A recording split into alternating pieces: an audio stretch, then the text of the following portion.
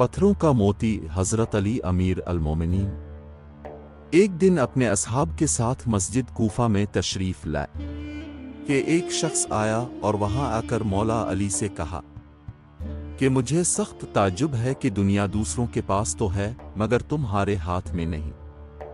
हजरत अली ने इस शख्स से मुखातिब होकर फरमाया, तू गुमान करता है कि हम दुनिया को चाहते हैं और दुनिया हमें नहीं मिलती। अपने अपना हाथ बढ़ाकर जमीन से चंद छोटे छोटे पत्थर उठाए।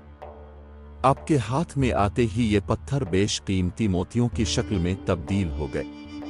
आपने फरमाया, अगर मैं चाहता तो ऐसा ही हो।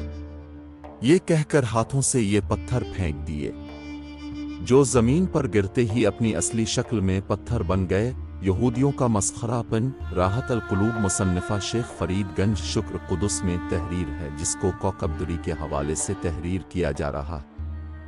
एक दिन चंद यहूदियों ने आजमाइश के तौर पर मस्खरेपन का मुजाहरा करते हुए हजरत अमीर अल-मोमिनीन मौला अली के पास एक फकीर को ये कहकर भेज दिया कि शाह मर्दा शेर यज़दा तशरीफ ला रहे हैं, उनसे कुछ मांग, ये तुझे जरूर देंगे।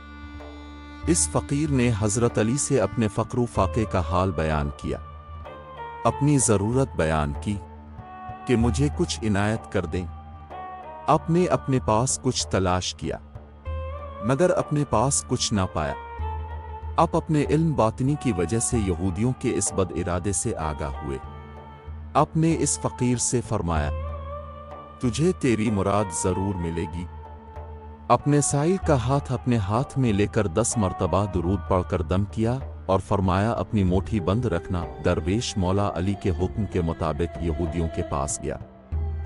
उन्होंने तमस्खुर उड़ाने के लिए इस दरवेश से पूछा, शाह मर्दान ने तुझे क्या दिया?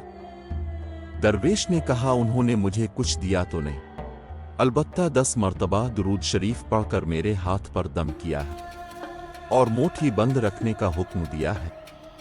यहूदी ने कहा, मोठी खोल, हम भी तो शाह मर्दान के दावे की करामत देखें।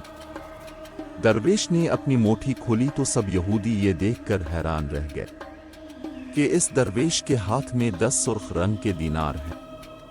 इन यहूदियों ने जब आपका ये मौजिज़ा देखा तो सब यहूदी अपने खानदान समेत मुसलमान हो गए। हजरत इमाम जाफर सादिक का फरमान है, मोमिन में 6 चीजें नहीं होती, सख्त गिरी, हसद, जिद, लजाजत, झूठ, सरकशी। 3 चीजें ऐसी हैं कि अगर इंसान उनमें से एक में भी मुब्तला हो जाए तो मौत की आरजू करने लगे। मुसलसल फक्र फाका, रुस्वा कुन नामूस, गालिब दुश्मन। इमाम अली ने फरमाया, बेहतरीन कलाम वो है जो कानों पर नागवार ना गुजरे और जहन इसको समझने से थक ना जाए।